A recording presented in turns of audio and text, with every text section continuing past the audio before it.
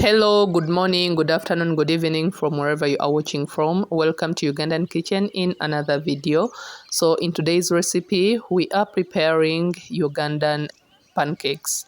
Here in Uganda, we have our own pancakes, and this is made from the sweet bananas and cassava flour. You can as well call them gluten-free bananas or gluten-free pancakes, and because we use the cassava flour that is gluten-free, and we also use these sweet bananas, or you call them baby bananas. These are creamy and sweet bananas, like literally you don't need sugar in this recipe. They are as well nutritious. They have lots of nutrients in them.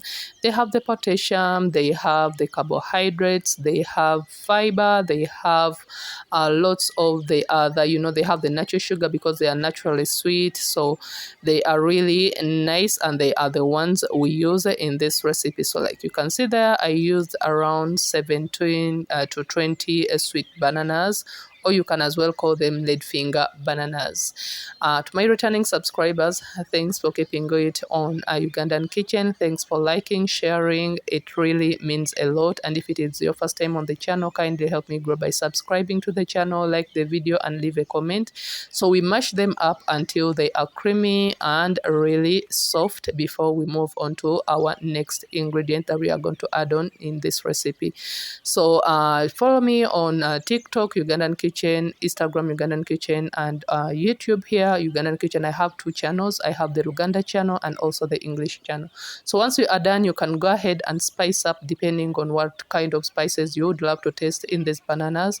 And if you don't like the spices, then feel free to click next to the next ingredient that we're going to be using in this recipe. So I added cinnamon, a little bit of cardamom, nutmeg, and also baking powder. You can as well add some vanilla extract, lemon zest, orange zest, just to spice up your pancakes. So do not forget to click on the bell to turn on your notification to be notified whenever I post a new video.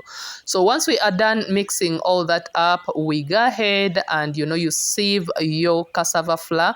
Make sure that you remove all the lumps, remove any dirt that might be in there, and then you add it gradually into the mashed bananas, like you can see there in the video. And this also helps you to keep control and track of how much you are using, because literally the amount of bananas you have used is what determines the amount of flour you are going to use in this recipe. Because I'm not adding in any liquid, because I'm not using any other added sugar, so that is so really important. Also, because these pancakes are supposed to be sweet, getting their sweetness from those sweet bananas without adding anything else. So that is also important, that you keep track of the amount of flour you add in. So mix until you have a very soft dough that is no longer sticky on your hands, like you can see there in the video, and you are good to go. You can as well go ahead and test it just to know what your pancakes will be tasting like, and then cover that, let them sit for 10 to 20 minutes, let everything infuse nicely.